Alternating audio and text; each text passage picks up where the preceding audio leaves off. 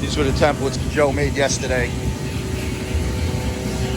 We then used those to trace out the shapes for our core, but as well, to cut our fiberglass, we simply just added the extra width that we would need for lamination.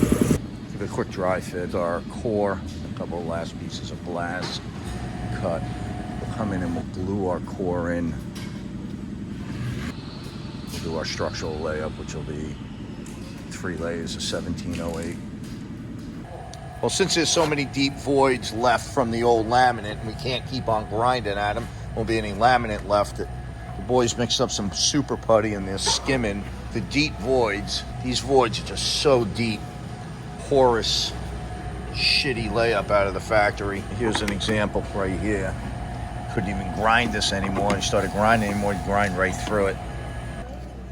You have to understand Van Boezelstein. Exactly, you just got to do it that way. Well, after they put the paste down, applying 2 layers of 1 ounce mat. Three layers of 1 ounce mat. This will become our bedding for our core. You see the resin coming through the perfs. It's the same material that we do use for infusion.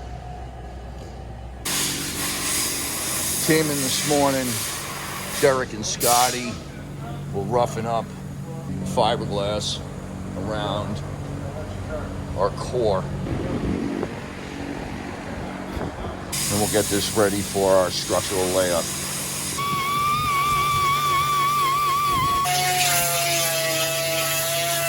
The boys came in, pounded out, getting everything all roughed up. Joe's rounding off the edges of the core. You know, we routed them, we smoothed them out a little bit more, rounds them over, and makes the transition in the fiberglass that much easier.